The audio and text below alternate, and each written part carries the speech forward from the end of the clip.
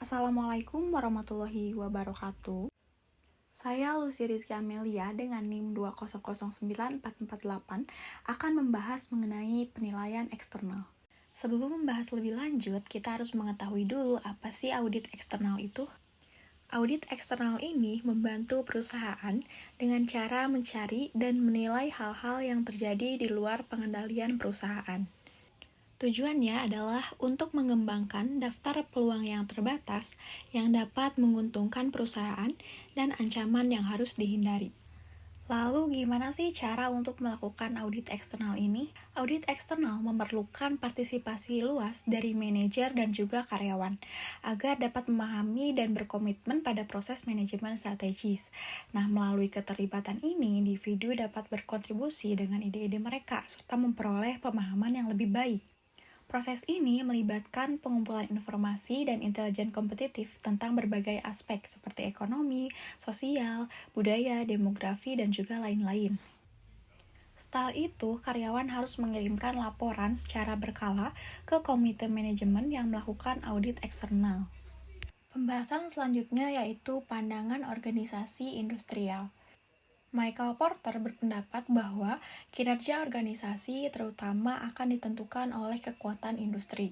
Ahli teori industry organization beranggapan bahwa faktor-faktor eksternal dan industri tempat perusahaan bersaing memiliki pengaruh yang lebih kuat pada kinerja perusahaan dibandingkan dengan isu internal dalam pemasaran, keuangan, ataupun yang lainnya. Selanjutnya yaitu kekuatan di berbagai bidang. Yang pertama ada kekuatan ekonomi, lalu yang kedua kekuatan sosial, budaya, demografis, dan juga lingkungan. Yang ketiga kekuatan politik, pemerintahan, dan juga hukum. Yang keempat kekuatan teknologi, dan juga kekuatan kompetitif. Menurut Porter, hakikat persaingan suatu industri dapat dilihat sebagai kombinasi atas 5 kekuatan, yaitu persaingan antar perusahaan sejenis, kemungkinan masuknya pesaing baru, potensi pengembangan produk substitusi, kekuatan tawar-menawar penjual atau pemasok, dan kekuatan tawar-menawar pembeli ataupun konsumen. Untuk menjalankan audit eksternal, perusahaan harus mendapat informasi tentang tren ekonomi, sosial, budaya, demografi, lingkungan, politik, pemerintahan, hukum, dan juga teknologi. Individu dapat diminta untuk memonitor berbagai sumber informasi seperti majalah, jurnal perdagangan, dan juga koran utama. Pembahasan selanjutnya yaitu berbagai alat dan teknik peramalan.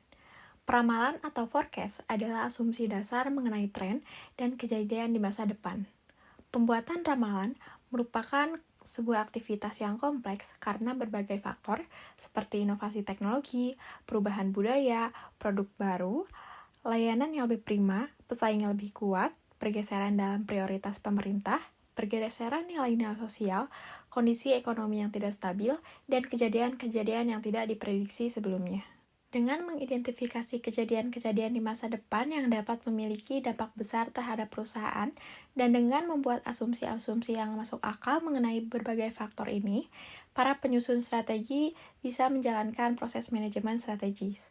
Asumsi hanya diperlukan untuk tren dan kejadian di masa depan yang kemungkinan besar memiliki pengaruh besar terhadap bisnis perusahaan.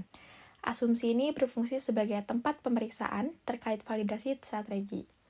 Jika kejadian di masa mendatang menyimpang dari asumsi secara signifikan, proses perumusan strategi ini tidak dapat diteruskan secara efektif. Matriks evaluasi faktor eksternal dapat dikembangkan dalam 5 langkah. Yang pertama, buat daftar faktor-faktor eksternal utama sebagaimana yang disebutkan dalam proses audit eksternal. Lalu, masukkan 10-20 faktor termasuk peluang dan juga ancaman. Lalu, buatlah lebih spesifik lagi seperti persentase, rasio, dan juga perbandingan jika memang dimungkinkan. Pembahasan yang terakhir adalah matriks profil kompetitif atau CPM. CPM ini adalah alat untuk mengidentifikasi pesaing utama perusahaan dan menganalisis kekuatan serta kelemahan, khususnya terkait posisi strategi perusahaan. Bobot dan total skor dalam CPM dan EFE memiliki arti serupa, namun CPM ini fokus pada faktor keberhasilan yang meliputi aspek internal dan juga eksternal. Peringkat dalam CVM menunjukkan tingkat kekuatan, 4 itu menandakan utama dan 3 itu minor, dan juga kelemahan, 2 itu kecil dan 1 itu utama. Berbeda dengan EFE yang mengelompokkan faktor keberhasilan ke dalam peluang dan juga ancaman. Dalam CVM, perbandingan peringkat dan total skor tertimbang pesaing dapat dibandingkan dengan perusahaan sampel, memberikan informasi strategi internal yang penting bagi perusahaan.